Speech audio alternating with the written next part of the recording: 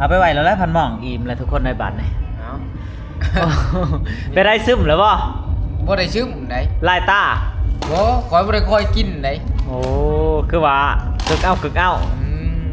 ว่าแล้วว่าคือเก่า ต่างแล้วเมียเจ้ากระตางแล้วนะเบิ่งนี่ โอ้ย บ่คือเก่าเลย เนี่ยหันเพิ่นกินหลาย กินลายบ่ เบิดมือ แต่เศร้าแล้ว โอ้ย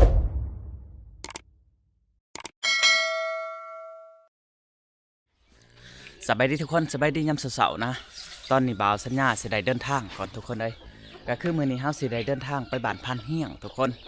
ทั้งพันทองนี่ทั้งพอแล้วก็อันพันจิตหรือว่าทั้งอากิจเพิ่นขึ้นแล้วทุกคนเลยขึ้นเมื่อวานนี่นะบ่าวสัญญากำลังสิไปขึ้นมื้อนี้เพราะว่าเฮาก็ค่าอยากค่างานในบ้านหลายสิ่งหลายอย่างทุกคนเลยไก่ต่อต้นนี้เฮาบ่ได้ถือไปทุกคนเฮาถือมาแล้วนะเฮาสิไปเอาบักต้นกาไปมื้อนี้ไปลุ้นน้ำกันทุกคนตามถนนหนทางว่าสิเป็นอะไรจักโมงสิฮอดพุ่นนะหลังจากบ่าวสัญญาฮอดอันบ้านพันเฮียงนี่ก็สิได้เดินทางขึ้นภูเลยทุกคนเลยได้เดินทางคนเดียวนะเฮาสิได้ขึ้นรถมอไซค์ขึ้นรถมอไซค์นี่บ่าวสัญญาปะอยู่ทั้งภูแต่มื้อนั้นเพิ่นบ่ฮู้ว่าเป็นได้มื้อนี้จักก็เข้างัดเข้าแงะแล้วก็บ่จักทุกคนเลยคันว่าเขาบ่งัดก็เอาโอ้ยสาธุเนาะแต่ทางอ้ายเพิ่นว่าบ่เป็นหยังเขาเจ้าฮู้อยู่ว่ารถเฮาไปลองเบิ่งทุกคนเลยทายท้องสงเกาะอันนั้นเอากระแจนี่ออกก่อนเอาเกาะใส่เกาะทั้งเทิงจะได้กลับไปทุกคนเลยกลับไปบ้านพันเฮียงคือเก่าเพื่อจะได้มาพี่กับพุ่นละวันที่10ป้ายพุ่นละทุกคนเลยเอากวบแวนเลยกวบแวนเข้าในเลยตอนนั้นก็คือกันตอนนี้จักโมงทุกคนเลยมึงสิเบิ่งโมงก่อนว่าเขาไปหาผลจักโมงมันนี่ค่อนข้างจะไหวแน่นะมันนี่ไปทุกคนลุยบัดนี้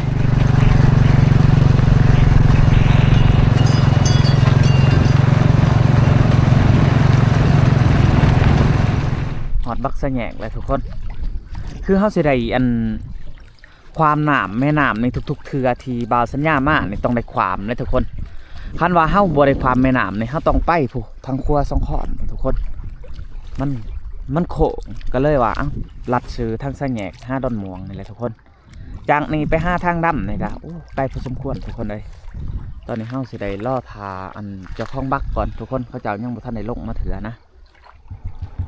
เริ่มจากความเหื่อเลยทุกคนแม่น้ำนี่จะเป็นเซบังเฮียงไหลลงจากพุ่นแหละเซละน้องพุ่นแหละทุกคนเซเดียวกันน้องว่าอะไรตาแล้วเว้ยโดยออกเดินทางเลยทุกคนเลยคือฝนสิตกนี่แต่ว่าเฮามาตามถนนหนทางหาฝนตกแบบป้อยๆแถวอันน้องบัวทุกคนน้องบัวกับตะโนนนะบรรยากาศลมแห้งดีทุกคนลำเส้นเฮียงตอนนี้เขากำลังหอดขึ้นสู่ดอนหาทุกคนก็คือเขาเดินทางมาจากเส้นเฮียงหรือว่าความเส้นเอกต้นหัวนี่เขาต้องไปมาทั้งขึ้นสู่ดอนหานะทุกคนหลังจากไปประมาณ100 เมตรทุกคนมันจะมีหนทางแหวไปทั้งอันซ่องแง่เลยทุกคนก็คือทางหนึ่งไปบ้านขอทุกคนทางหนึ่งไปบ้านห้วยไข่นะแต่ว่าบ่าวสัญญาลัดไปทางบ้านห้วยไข่มันหนทางดีกว่าทุกคนมาฮอนนี้มันจะมี2เส้นทางทุกคนแต่ว่าบ่าวสัญญาสิเลือกลงทางนี้นี่จะไปอันห้วยไข่ทุกคนทางนี้ไปห้วยไข่ทางนี้ไปห้วยขอแต่ว่าทางห้วยขอนี่บ่อยากดีไปได้ทางสิไปทางห้วยไข่ทุกคนขึ้นมาหอนนี้แนมเห็นผู้ทุกคนผู้ต้นนั้นจะเป็นผู้เมืองถาปังทองนะมืดผ่าคณาพ้นก็เริ่มขึ้นมาเลยหอดน้องคอนเลยทุกคนโอ้ตลาดเสานั่นเองแต่บ่าวสัญญาเดินทางมาเรือทุกคนก็คือเห็นมือเดียวแหละมือตลาดแต่ละเทือบ่าวสัญญามากกว่านี้นะวันนี้ก็หัววัดนะทุกคนวัดพระหัตถ์โอ้ตลาดมือวัดพระหัตถ์ทุกคนจากหมู่บ้านนี่ไปหาทางดำนี่ครับประมาณว่า4 ลักคนยังอีกประมาณ4 ลักเนี่ยจะหอดทางดำเลยนะคือเขาออกในปากทางแหวน้องคอนบ้านนักขย่อมหอดปากทางน้องคอน อแล้วทุกคนบัดนี้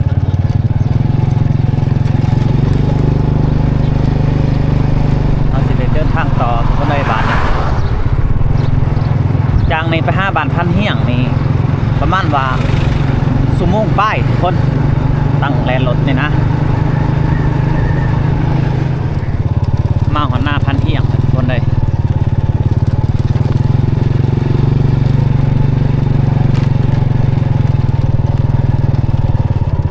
บ่มีไผเลย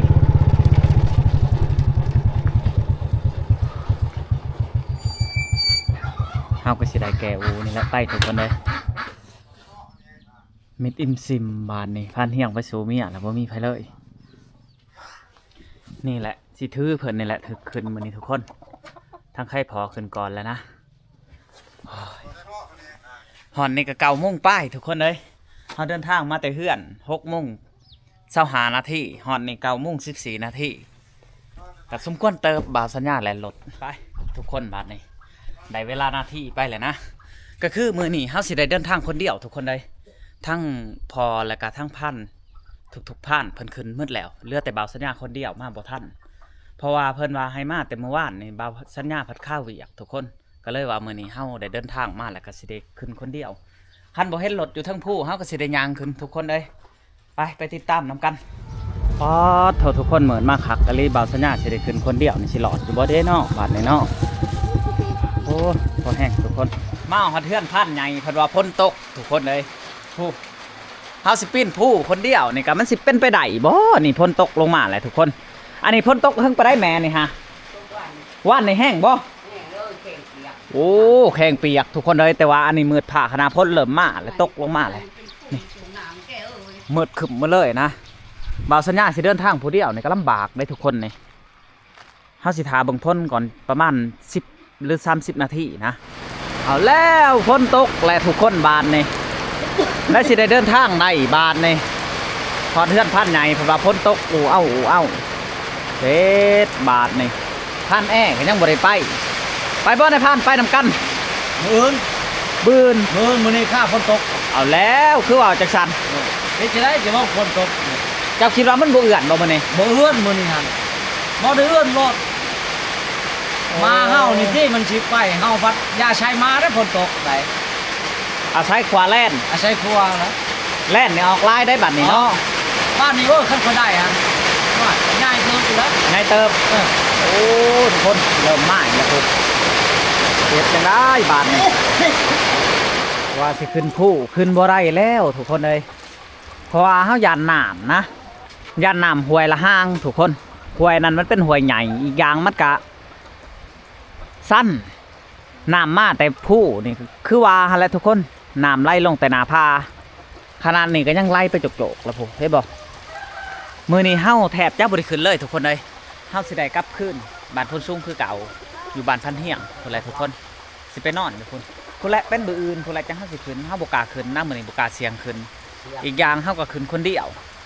ก็เลยว่าเอ้าอดเอาก่อนมื้ออื่นนอนท่าจนตาตุบตาโป้ทุกคนเอ้ยบายแล้วนะเดี๋ยวนี้ฮะแต่ว่าพ้นมันบ่เอื่อนเถื่อทั้งภูเขากับหมอกแห้งลีรอบ่าวสัญญากับสิกับพ้นสูงก่อนทุกคนคนไรบ่อื่นคนไรจังสิได้ไปแบบนี้ไปบ่ได้แดดแมงก็ยังตกทุกคนบ่น่าเสือเลยนะนี่แต่สิแข่งพ้นกลับเลยเมื่อห้ามน้ำอาบในคนไรนอนท่า2-3ตื่นทุกคนคนบ่เอื่อนจักเถื่อนะตอนนี้ก็2 โมงแหละเอากลับคนสูงคือเก่าโอ้ยทุกคนเลยบ่าวสัญญาผัดขึ้นคนเดียวซ้ำแถมลำบากเลยอยู่ทั้งคู่นะแต่ว่าถ้ามาขึ้นได้อยู่บ่ก็ขึ้นได้อยู่ทุกคนมื้อนี้แต่เฮาย่านน้ำห้วยลักๆก็คือน้ำห้วยละห้างแหละน้ำห้วยละห้างนี่อันตรายเลยทุกคนเฮาสิได้นอนทาคนเดียวอีกเพราะแห้ง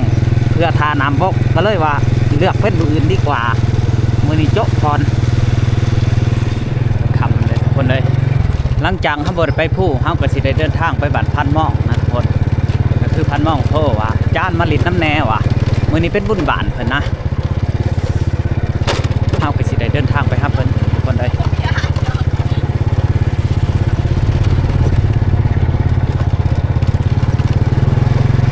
นี้ไป5บาทเพิ่นก็บ่ใกล้เด้ทุกคน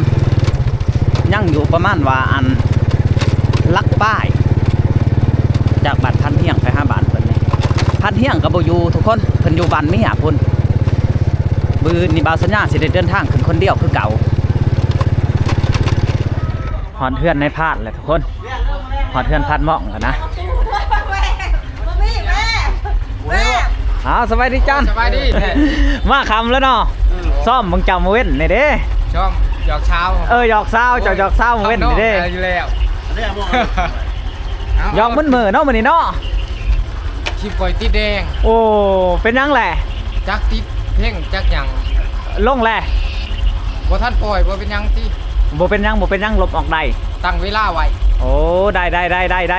เอาไปไหวแล้วพันหม่องอิ่มแล้วทุกคนในบัตรนี่ เอา ไปได้ซึมหรือบ่ บ่ได้ชื่มได้ ลายตา บ่คอยบ่ได้คอยกินได้ โอ้คือว่าคึกเอา ว่าแล้วว่าคือเก่าคือเก่า ต่างแล้วเมียเจ้ากระตางแล้วนะเบิ่งนี่ โอ้ย บ่คือเก่าเลย เนี่ยหันเพิ่นกินหลาย กินลายบ่ เบิดมือ แต่เศร้าแล้ว โอ้ คอยหันบ่ค่อยได้กิน เนี่ยซ้ายหับแขกไหนเบดมือ บ่ลงบ่บุญนี่ ลงพาลูกลงไป โอ้ไม่แต่เฮาสิลงบุญก่อนทุกคนเลย สิไปหาทายอันนั้นเลย ขอยก็สิลงไปเจ๊ะแล้วก็มื้อ เจ้ามุ่งเจ้าเขาเจ้ามา